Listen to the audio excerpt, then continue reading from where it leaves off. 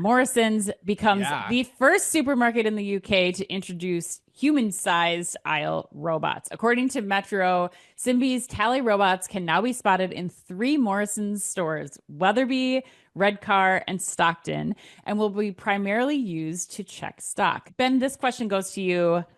Have you seen Morrison's new robots in action yet? Number one. And two, what's your take on them? So I have not seen them in Morrison's. Like you mentioned, it's a three-store trial, and all the stores are up in the north of England. Which is a good distance from London, where I'm based. But I do know a man who has. So shout out to my old team member Toby Pickard over at IGD. Yeah. Um, who met with Morrison's and the Simbe team last week. And so I spoke to him last night. He kindly gave me the lowdown, and he'd been up to see them. So yeah, as you say, three-store trial. They've got tallies who are autonomously looping the stores twice a day, checking up to 30,000 products an hour. I really look, the use case is familiar. We've talked about it. You guys talked about it on the show before. We've had retailers like BJs and Schnucks talk about it at previous grocery shop shows. They're checking inventory and they are checking pricing and promotions accuracy, and simply talk about saving up to about 50 labor hours a week using it. And what do we think? Well, inventory management is everything in grocery. It's Mhm. everything, and your P&L is based on getting the balance right between availability and waste, especially in short shelf life.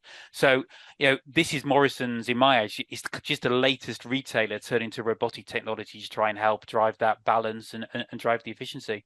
Yeah, Ben, I agree with a lot of what you're saying. I mean, I think the other thing for me is that the Morrison stores are typically much smaller in size than what we've seen in some of the BJs and Schnucks footprints that they're rolling out in the US. So what this tells me is that, there's actually still value in the investment in the robots doing the type of work that you're talking about, saving the 50 labor hours a week, even when you might have fewer SKUs and a smaller, store floor pad that they're wandering. So that to me is kind of the icing on the cake of what you just said, because it's proving out the use case regardless of store format.